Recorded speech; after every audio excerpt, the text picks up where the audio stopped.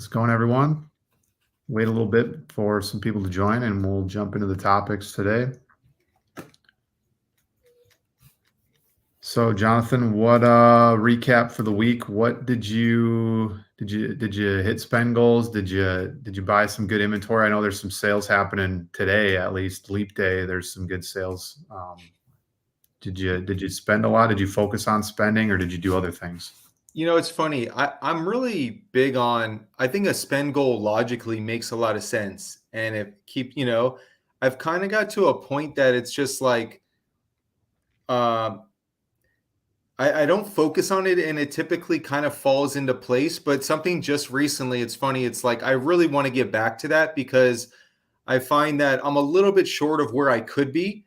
And if I have the skill set in the capital and that amount allotted, I don't want to leave it on the table. Just to give some numbers, I was thinking if you leave $5,000 spend a month on the table, which $5,000 sounds like a lot over the course of 30 days, when you're spending 40, 50K, like it's easy. So to not hit it, that's an extra 60K a year at 30% ROI. Even, we're talking 18 grand, which really adds up, obviously. So Yep, big time. so all that to say, I think I'm doing I'm finding a lot of stuff. I'm just hitting a point where it's like I've been around long enough that when I see a good opportunity now, I can go a lot deeper with confidence. So I'm understanding you don't need the quantity game as much as the quality.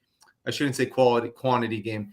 I don't have to go as wide. I can go a lot deeper and achieve the same results, if not better, because I've put in so many reps and I've gone through those product cycles so many times. What about you? How was your week? Yeah, it was good. I'm consistent on my spend this week. That was my main focus with the Leap Day sale. I think I had some stuff on Monday that I was purchasing that was off of sales. So yeah, it's been good. It's been a good week for me spending wise. Got a shipment out today that was really small, but just some really cheap items I didn't want to send to the prep center, and then the prep center got a shipment out today as well. So Yeah. next week should be some good inventory getting checked in. My check-in times have been speedy. I don't know about if you've had the same experience, but it's been almost like to the week. It's like I'll ship stuff Thursday, get a shipment out. The next Thursday, I'm getting a bunch of emails saying stuff's getting checked in. You know what's funny? It's that I always think about this. Like I'm very confident of how I am a good Amazon seller and I do a lot of things well. But there's so many things that I know I could get better at. Like I don't even pay attention to that. I truly don't. I am on top of my repricing, and when I see new things, you know what I mean? And for better or worse, because I mean there's really nothing you could do anyway, right? But yeah, there's a lot of things I'm like, I don't do that. And that's one of them. I never check-in times, and not for better or worse, So that's funny though. But I am on top of my repricing. So nothing is not being repriced once it's live. Yeah. Yeah. I mean, I just get the emails, so that's really all I'm going off of. But I know okay, I basically try to get a shipment out every Thursday if I have enough units, and then my prep center does the same. So we're on the same schedule. So if something's checking in, it's always from the week prior usually. Yeah. I'm not really going in and tracking, which shipment IDs for when it was sent, but I just know oh, good stuff's checking in on the weekly. So yeah. Those for consistent sales.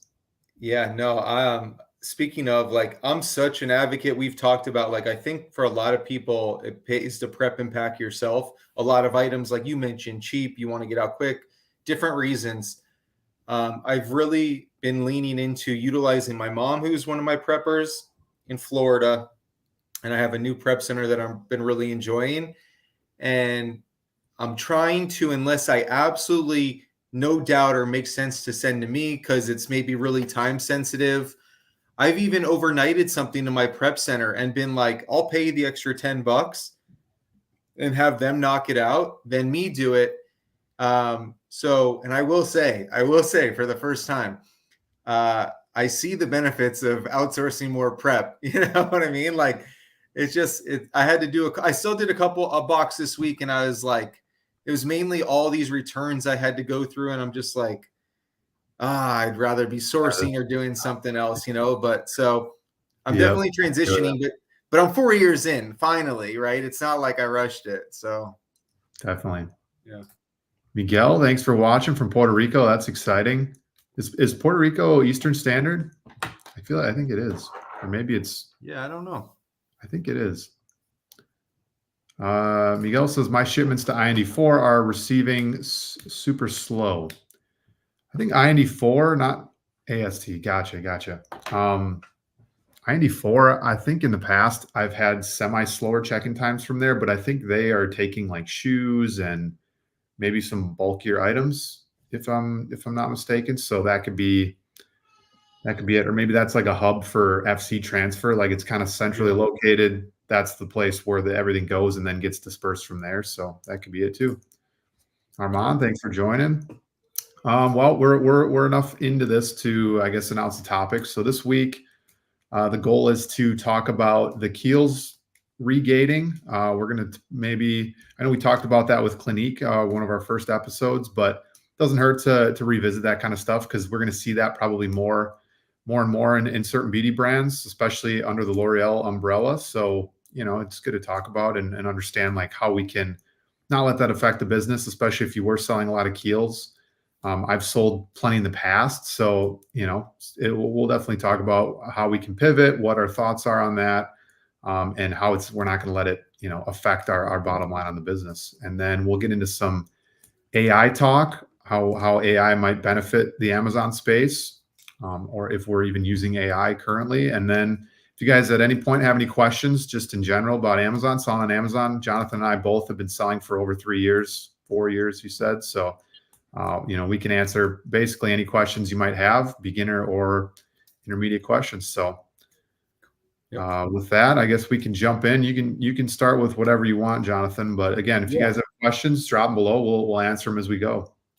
Yeah. So a couple of things crossed my mind. I know we talked about Clinique. Same thing with Keels, though. First off, um, you know, let me ask you, like, why do you think this is happening? Do you have an opinion on why this stuff is happening? My guess is that there's too much counterfeit product out there and too many counterfeit sellers or sellers from, they're getting product from China that's replica, but it's not quite the same quality. They're getting a lot of returns or a lot of bad reviews on Amazon, and that's potentially hurting the brand image. So they want to remove any of that because obviously, if Kiehl's is producing it and they know it's quality, Right. then there shouldn't be any issues there, right, from their side. But if you're getting a bunch of, I know like there was a big point in on Walmart where they were some third party sellers from China were selling Drunk Elephant, and it was clearly like not, Hmm. their storefronts were like 80 characters, and it was not good quality. And I think Keels is similar, and I have a feeling that there have been a lot of, maybe it's like not even like recently, it's just always been like that where there's plenty of good reviews of the quality of the product, but then you look at the 1-star reviews and it's just a lot of you know people saying this is not the this is like way liquidier than a lotion should be, or Yeah. whatever it is where the quality is at risk.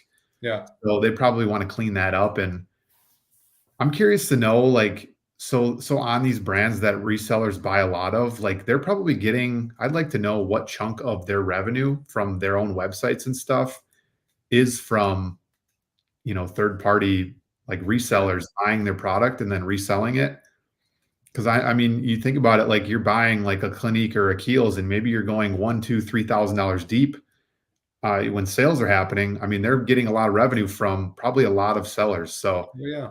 that's just an interest. I'm sure, like, whatever, they're gonna keep selling on Amazon, and they're gonna have the Ultas and the other, they're gonna wholesale to a bunch of different stores. But Yeah. it's kind of interesting because there are a lot of sellers, third party, selling that kind of stuff. So is that gonna affect their numbers at all, or will they notice Yeah.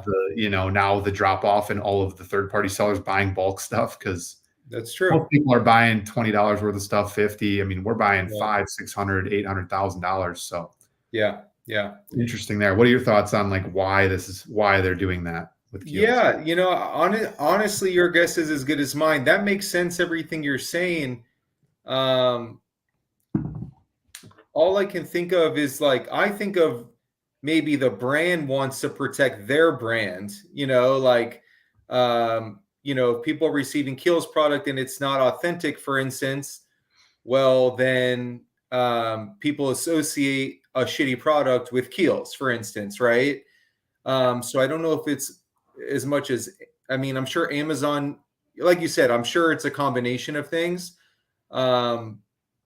Because yeah, I mean, if they're letting people buy, $500, like they know what the deal is, they have to. No, you know what I mean? Like, Yeah. no, Yep. no one person is buying $600 worth of one product. You know what I mean? Yeah. Like, The one singular. Yeah. Yeah. yeah. So, and I've always, yeah, I don't know. So, but anyway, at least my thoughts on it, and I've talked about this with Clinique as well.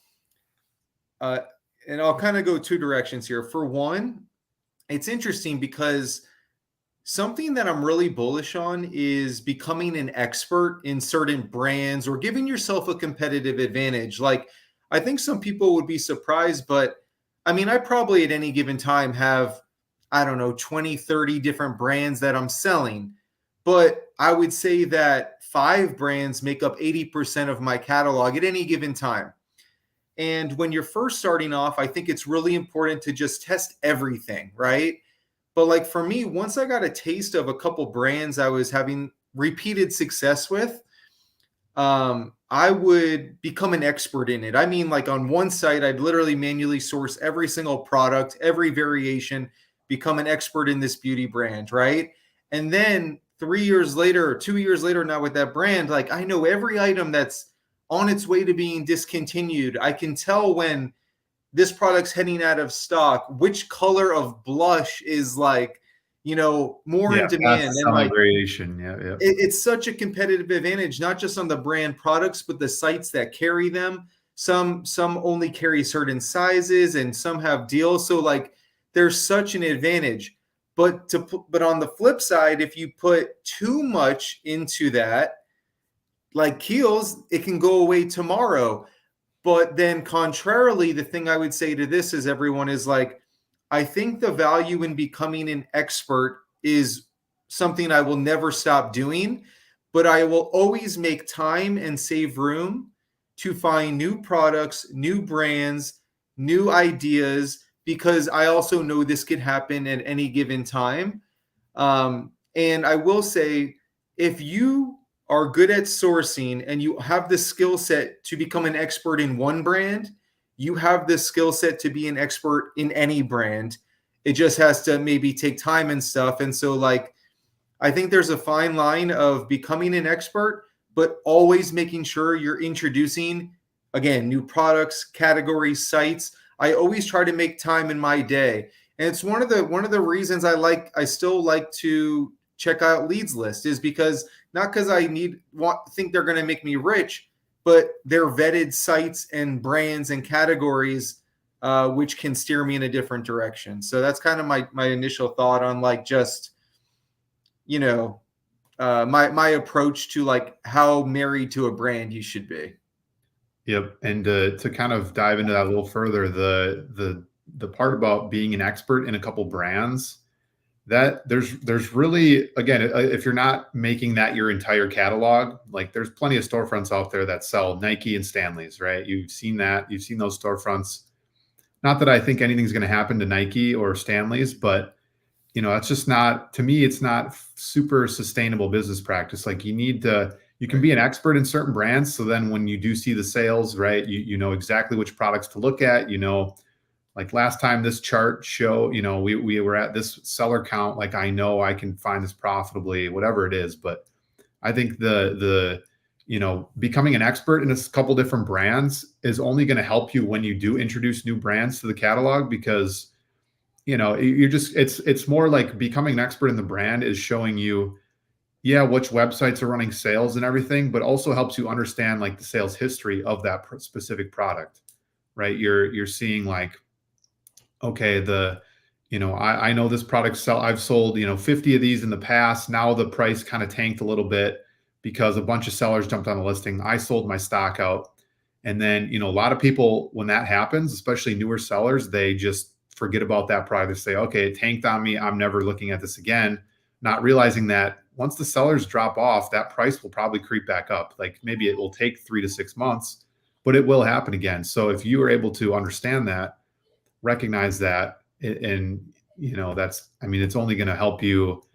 And then when you see, like, right, if you introduce a new brand and it's going to have similar sales cycles where, you see the offer count go up, the price goes down. You see the offer count drop off, price goes up. Pay attention to sales rank, how it fluctuates depending if it's like a seasonal product or whatever it is, right? Like sweatshirts obviously do better from October to March, and, summer clothing changes as well. So you'll just start to see charts no matter what the brand is, and you'll maybe not necessarily be the expert, but you'll be able to understand it better than you would if you didn't really dive into every aspect of a brand. So my thought on like, yeah, going too deep on like one brand, it can definitely be risky. Just, I mean, for obvious reasons. Um, there's just, yeah, I mean, if you have too many units, like I'm sure there's plenty of Keel sellers right now that have hundreds of units, and yeah, you have until like April to sell out. But what happens when this ban happens? I think a lot of the listings will tank because everybody panics, right? And they want to sell out of their stock tomorrow, so they're not involved with Keels. Yeah. And then it's a lot of those sellers that do have a ton in stock. Well, maybe do you think I was gonna? I mean, it's a good time to ask you now. Do you think some of those Keels listings will tank now, but then maybe in like 2-3 weeks, the sellers that do have more stock, once you see those offer counts go from 40 down to 13, 15, yeah, now the price will shoot back up, and then basically till they run out of stock or till the the regate happens, those sellers can kind of sell it whatever they want, because all the newer sellers that got scared, they sold out right away at a loss or break even, and you're kind of held out. Or is that too risky to be holding out on that? Well, I think it comes back to, are you an expert, right? So like, I wouldn't say I'm an expert in Keels. I always found with Keels, everyone kind of knew of when buy one, get one frees were going on and stuff. So like, it was a notorious brand for me that always would tank after sales. So the only things I really seeked were their out of stock items and hard to get items. And there was one product in particular that was always out of stock. I found it back in stock recently, and this is a good example. Like, I wouldn't do this in the early days, but I a couple months ago, it was out of stock. I bought it, then it went out of stock again, and so I didn't drop my price. I let people sell out, and I saw what happened, and I did really well. So this time I said, okay, it's coming back. There's no way of knowing how much comes back, but I'm going to buy a lot. My worst case is like break even. My best case is like 100% ROI. I probably have like 80 units, and it's like a $25 bottle of something that I bought, trying to sell for like typically around $50. So what I'm going to do to give you some because I've thought about this too, I'm going to let the people, I assume a lot of people are going to panic or just want to offload, right? Or don't have the experience. I know when supply and demand with this product's at the right time, it flies. Okay. Yep. So I know that's in my back pocket. And so I know I have a little bit of time. So my whole game plan is I'm going to wait like two weeks or so, see what's going on with the seller count, the price, whatever. And then if push comes to shove, I'll just sell it at what I have to once we get closer to the deadline. Yep. I know the demand's there, but I think, yeah, absolutely right. I think what's going to happen, you're going to have people right away with Keels in general selling, more experienced people, experienced with the brand holding. But then also some people, even if they're experienced, if they have a ton of quantity, they're going to want to offload it too. So, yeah. And it's not going to be every listing too. I mean, we can say this and the experience will help. I think some listings, just based on the nature of this regate, aren't going to react how, you think it will normally. Like, oh, the offer count goes down and price is going to shoot back up. I think there's going to be listings where there's just so much stock in circulation that the price may just stay down until the regate, just because, people need to get rid of their stock. Because basically what they said is they're going to, create a removal order the day that the ban happens. And then whatever units you have, you got to kind of eat. And by then I would assume most people that purchase from Keels or Macy's or Kohl's, wherever they're buying their Keels, is too late to return. So it's kind of like you're stuck with a lot of these units. You know, you can sell them on eBay, but probably for a major discount. So Yeah.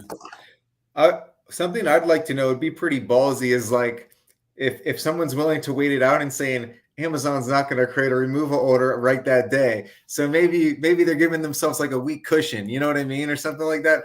Now, I personally don't want to play that game, but me neither. that'd be funny if, like, again though, maybe someone's gone through this before and they're like, oh, actually, Amazon takes 2 weeks to actually Yeah. act out on that. You know what I mean? To create a buffer. So And I never followed through with any Clinique listings. Do you know, are the listings just out of stock, and that because whatever, there's no stock? Because a lot of these Kiehl's listings, Amazon is not on. Like, it's not a brand. Will Amazon take over? Will Kiehl start selling themselves? Or will a lot of these listings just go to infinity rank because there's no stock anymore? yeah, that's a good question. I don't know, but like we were talking about, I mean, I feel like Amazon has to make up a nice chunk of business for this brand, like, or these brand. I Right. guess not direct sales through it, but like all the resellers, and I feel like they have to be in the know of that, It's I so I My don't guess know. is they're going to either have a brand, like their brand Yeah, direct now, and they're their only source. It's gonna make, yeah, if that's the case, Amazon is gonna make way more money than third party, just because yeah, there's so many fast selling Keels listings. Like, that is, I mean, I'll admit, I did a lot of research on Keels over the last couple of years, because there has been some really good sales at times, and sure, um, stuff like that. So yeah, there's some really good listings. So if Amazon takes over one sellers, it's gonna be a good product for them. So I'm sure they're happy about it if they're involved. If not, I can't imagine Keels won't be selling on Amazon ever, because there's just so much right, demand there. So I don't know, but totally, guess we'll see. Let's go to the chat quick. We yeah. have quick question: do you guys create claims for FBA returns? Like, if the product is not what they returned, or I guess for me, actually, it's funny. I just got a return, or it's unfulfillable item right after a return, and it was supposed to be, let's see, a Nike shorts, pair of shorts, and it was a random brand XL T-shirt. So I will be creating a claim for that one. Yep, yep. So in that case, yeah, you can create claims if the product is not what it says on the removal slip. Obviously, you want to create a claim there, tie it back to the order of who ordered that number. That little slip you have is going to help you. That comes with it, and then it'll trace you back to the order. You can create a claim, and obviously get your money back on the product that wasn't what it actually was. That's funny you say that. We were talking about this earlier. That's one of those things that I'm such a fool for not doing. I get I shouldn't say so many things returned. I either just if they're properly returned, I resell them on Amazon. If they're a little beat up, a different site. And then, I would say like of my returns, maybe 5% are BS like that. And I just like eat it. And like it's so foolish. But and this part of me is like, it's not worth it. But is it a quick process? Like, should I be doing Yeah, that? you Okay. should. It's really easy. You create like I think you just create a ticket, and you say, Yeah. here's the order number, or here's the product it should be. You send photos of the slip and the product that's clearly not what it says it is. Yeah. And it's pretty easy. Yeah, it's literally like takes you, yeah, like I said, like 2 minutes That's to so open the funny. claim. The timing's interesting because Kona reselling, I follow her. I know you do too because you've had her on. Yep, yep. She just posted about that, and so I'm going to absolutely start implementing that. And does Amazon like negatively affect these buyers because it's like such a scum move, It really is. I don't know. I honestly don't know. Like, do buyers have reviews? Like, they should get honestly, if they do that kind of stuff, they should Oh put like yeah, a 30-day ban from them on their account, of them not being able to purchase items, because yeah, that is like one of the lowest things you can do, like to like get a free item. And clearly, like, there's ways to, like we said, to put claims. So like, yeah. maybe they don't, I don't know how Amazon does it. Do they just eat that cost and pay you what you're supposed to get for that, for what you paid for it? Or do they charge the Good seller? question.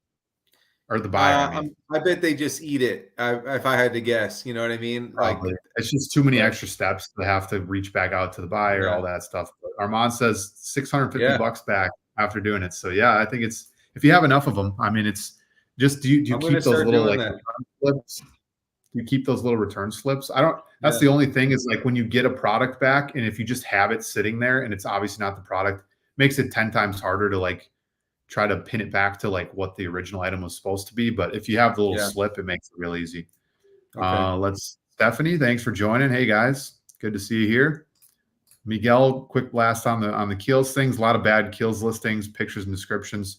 There are, but there are also a lot of good ones too, where it's basically the stock photos plus the title of exactly what it is. So it could be some of that. But I mean, Keels wants to clean up some things. I'm sure that's with every beauty brand. There's definitely going to be the fake products that are going to um, I think Stanley's went through that for a bit, where it was like people were selling products from China that didn't even have the Stanley logo on it, and some of those listings would get taken down, and a lot of people had stock. So I think that's why Amazon has the one or two main listings. You see a couple like loose ones that are like 30K rank, whatever, but you see the one Stanley listing that's got every variation, every size of the tumblers, and it's the number one selling in the home and kitchen category. So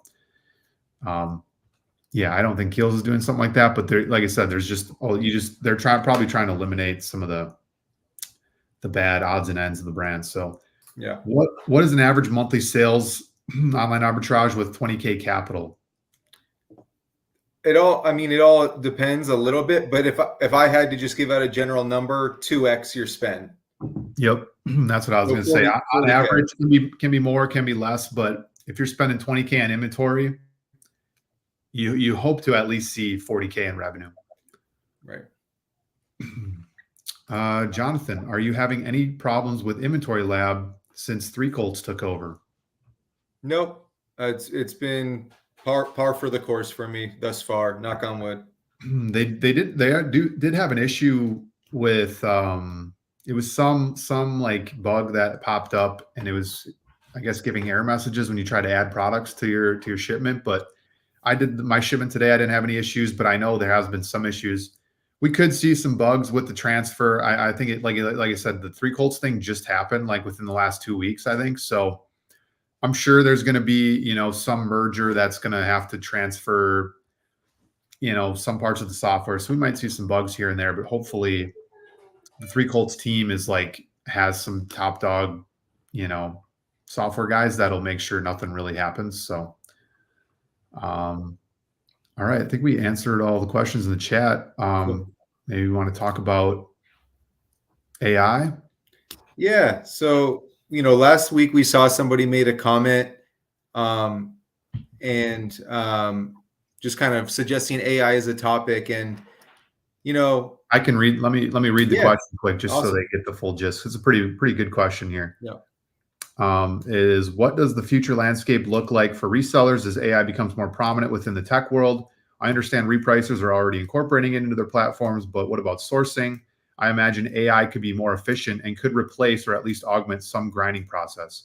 What do you guys think? And have you heard of any innovators looking at ways to tap into AI's power of sourcing? That would be a crazy tool, and I hope somebody makes it. So I've thought about this because in my head, as much as we all want to be online arbitrage sellers forever, I'm like, how just as an everyday consumer, is there not something that just tells you here is the cheapest price of that product, right? And somebody I spoke to in software told me that basically, I think, don't hold me to this, but it kind of makes sense when you think about it, that retailers won't give away information that's needed for their sites and their stock and their to be like scraped. And it kind of makes sense to me like that, because if not, then it just becomes a race to the bottom unless you have such better customer service or some competitive advantage.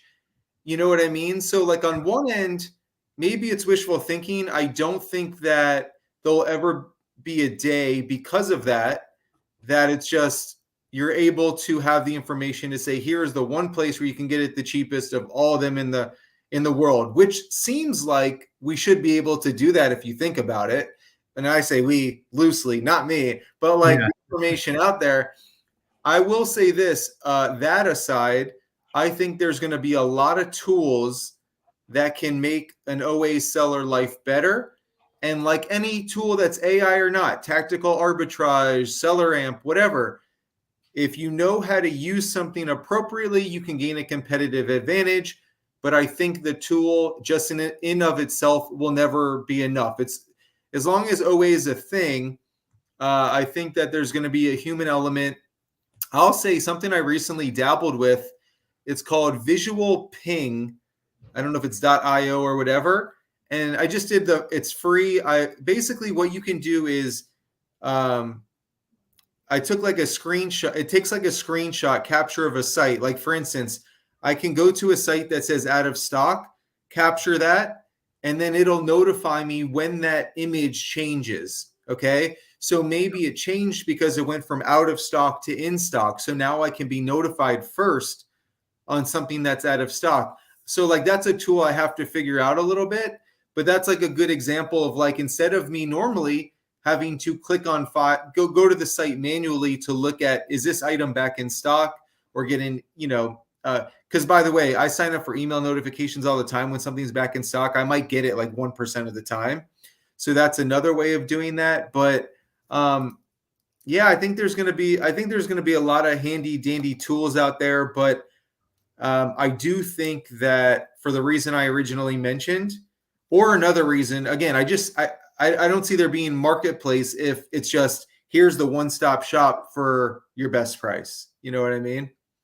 Yep. Yeah, I don't think the market is built for like there's just so much competition in other ways than price too. It's and I think that's like even people like even if they could find the best price, like most people choose Amazon because they know they're going to get the product in 2 days or less.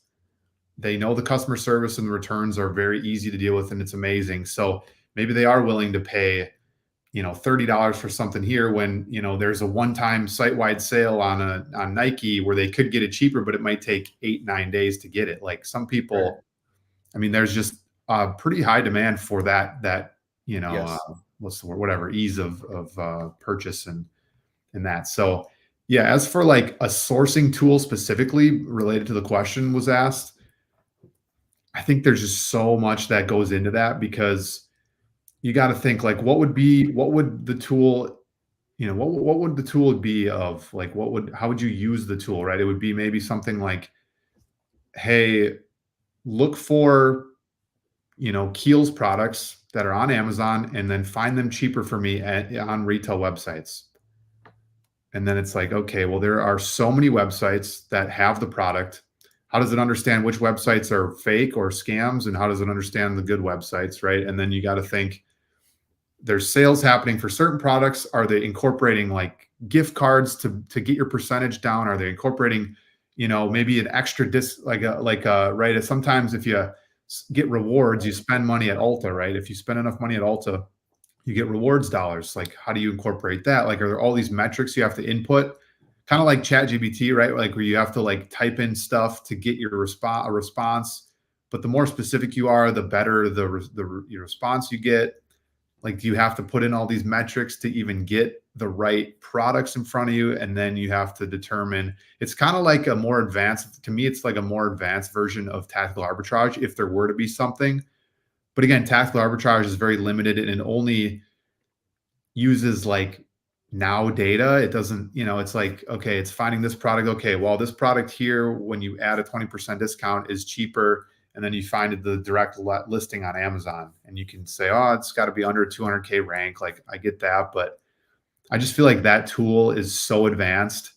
Maybe at some point that'll come out, but there's just, like you said, there's too much human involved, like too much like human aspect to it that would, how do you like incorporate that into a software that can do so much of that? Cause it is a lot of like, yeah, you can find the products for you, but you still have to do a bunch of analysis. You can't just buy it assuming that the Keepa chart looks good or assuming that it's not easy to find in stores, right? If they're finding all these products and it's obvious like a Kiehl's site-wide sale, like, I don't know. I just don't. I just that tool just seems so advanced, and there's so many different aspects to it because there is. I mean, when you're sourcing, there's a million different things to think about when before you actually Yeah. purchase. So I don't know. It would be cool to have some sort of tool, but even like I've played around with, and obviously like ChatGPT is not real time data, but I'm like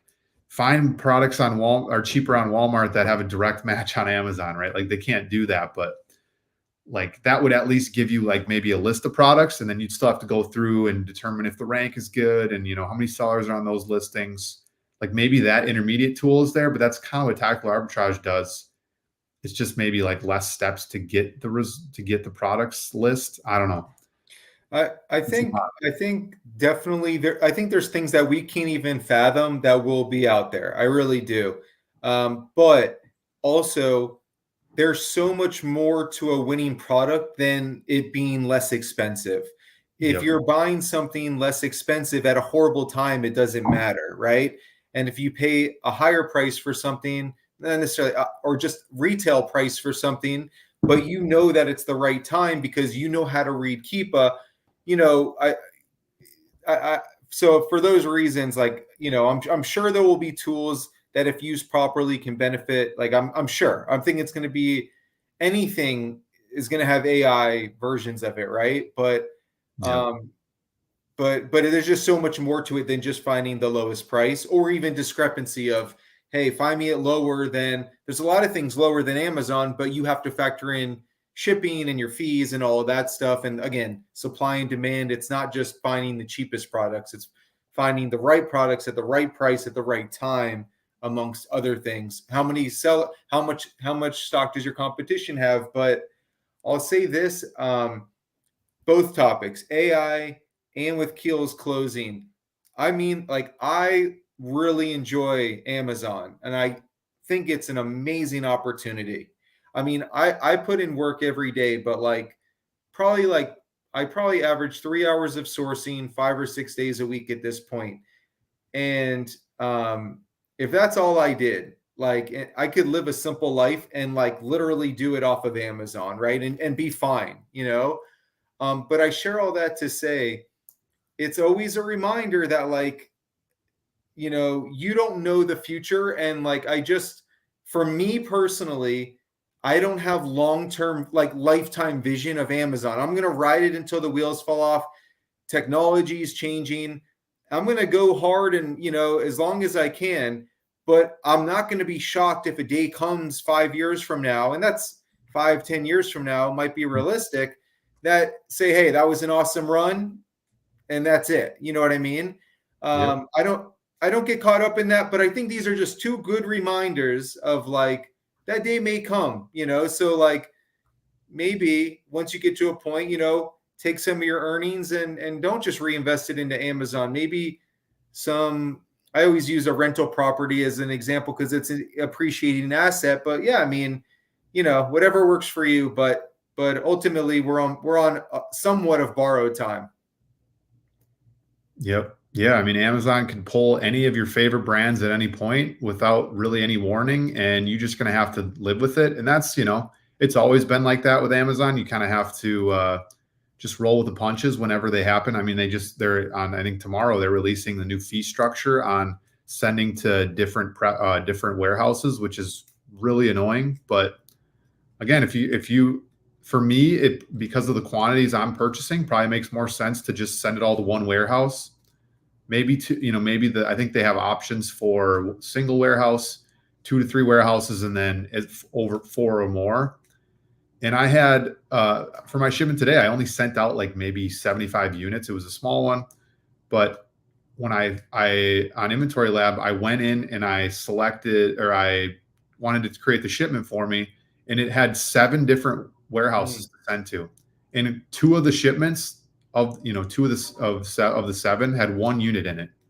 I'm like, well, to ship that, right? It's a small box, but it's still going to cost me $5-6 to ship. So that's Right. all the profit I was going to make on that one item. So luckily I was able to go back and actually go into Amazon, change my settings to send it to one warehouse still, and then it made it into one hazmat shipment and one, of all the rest of the items. So Yeah. yeah, Amazon's always changing, but at this point we've learned to adapt enough where these little things here, like a Keels close down or a Clinique close down, isn't going to rattle us too much, because we just know that that stuff's gonna happen, and if you can deal with it, great. You're gonna come out better on top, and probably have more skills to be able to pivot when this kind of stuff happens.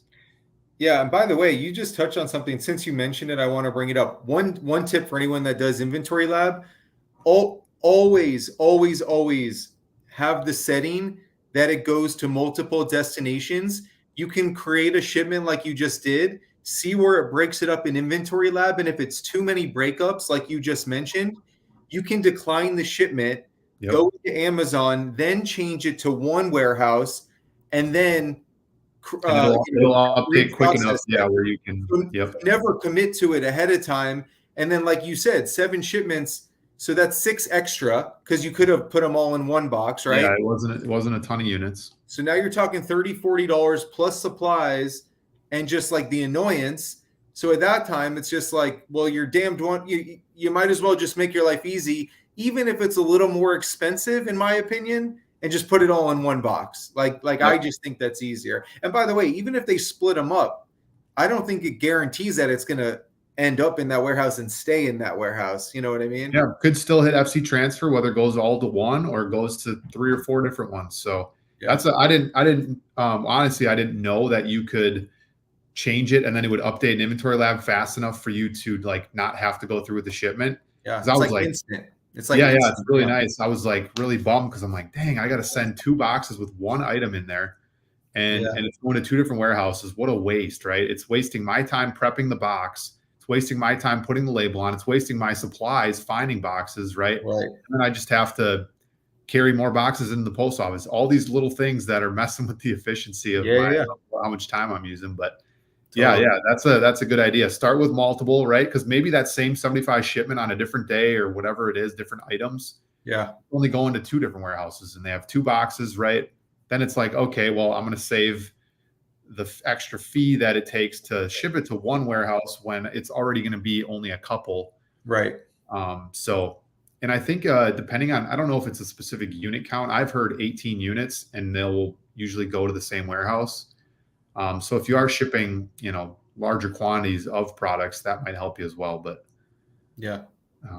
yeah, Some questions? yeah. Stephanie, that was your question. Good stuff. Good stuff. Yeah, it's it'll be AI will definitely be interesting. But have either of you started selling on Walmart? I have not. Okay, so I have not. I would say it's probably a good idea. I mean, I'm really big on, even if nothing else, think about things that you get returned, or things you're gated in. That maybe you're not on Walmart. I think it's great that there's going to be more competition. I think competition's better for us as sellers, and I think it's like a good. This is a random example that popped in my mind, but just to use like a comparison, think about the early adapters of TikTok, right? Or the first people to use Instagram. Whenever there's a new social media platform that gets really big, there's an advantage to being first because you're competing with less people for the same amount, for a growing number of eyeballs, right? Yep. Walmart, you're going to have so much less competition than Amazon right now. Granted, you're going to have a lot less buyers, I would imagine, too. But I think it makes a lot of sense. I mean, it's very overlapping skill set. The only thing I would say is that, like, from my experience, if you diversify yourself or put your attention into too many things, they all get watered down. And so, like, it's just started crossing my mind, to be honest. I actually applied, I think, last year, and I don't know why I got denied. But as Amazon, you see the Keels thing and fees go up and this and that. And by the way, like, I think Amazon's incredible, so I don't care about that stuff. I don't think it could really hurt, and I think it probably makes a lot of sense for anyone that has this skill set. Yep. Yeah, Walmart's a great option if you can get in. I hear it is hard to get in. So one of those things. We'll answer these last couple questions and then wrap Yep. up the call here. But Miguel said he shipped through Seller Central, only split to 2 warehouses, stopped shipping through IL. Yeah, I think there's, like I said, there's settings you can change, and IL is a great tool. But if you don't find use in it, well, why use it? 6 split last week through IL. Yeah, like I said, you can definitely change that in your settings. And I think if I read the email right, Amazon said that it's tomorrow. It takes effect the fees for multi-warehouse. And if you select 4 or more, you have no fee. I think it's if you do one single warehouse this is just for standard products. There's different fees for farther down the line. If I'm remembering, it's like 24 cents per product. So it's like, well, just kind of tack on another 23 cents and move on, Yeah. Why are some of my listings active on Seller Central, but I don't see those listings when I go as a customer to buy it? It's only Amazon on Buy Box, and the see other options to buy is not anywhere. So active and having inventory are two different things, right? So like if I create a shipment and send it into Amazon, usually relatively soon that item will be active. But you should see an inventory column if you're looking at your inventory in Seller Central. If it says 0 and typically has like a drop down, then you can see, I think it says like reserved, in transit, you know what I mean? Stuff like that. Yep. So, Yep. so active and lot and inventory are two different things. Okay. So that can be where some confusion is. Cause if it is live, and even sometimes when it's en route, you should be able to see yourself when you look at the product or on the listing. Yeah, I think that's exactly it. If it's not quite, even if it's an FC transfer, it could still show up. You'll just see like, ships in 7 to 10 days. Like obviously they're not going to put you as the buy box unless you're the only one. Right. They want somebody to have access to purchasing. But if there's other sellers that are in stock and have the 2-day shipping, then they're going to use those. Last question from Stephanie, and last question for us. As we work through older videos, do you get more money if I watch the ads? I tend to skip, but I will watch if that helps. Watch time always helps. Watch time always helps. I don't know if skipping ahead assume that watch time, or does it not? So first off, at this stage, probably I'll speak for both of us. The amount that we get from like YouTube is so minuscule that it doesn't matter, and that's very kind of you. So thank you. But I think you can only skip through an ad after like it allows you to skip it. They force you to watch like 5 seconds. Yep. So the advertiser, whatever their arrangement is, my understanding is probably that they're paying you. They factor in watch time, but whether you watch skip the ad once you're through your obligatory amount of time, I don't think it matters. I think the watch time is really watching your video because you can't get around a certain amount of ads. You know what I mean? So again, very kind of you, but do not worry about it. In my opinion, just go through them as fast as you can. Yeah.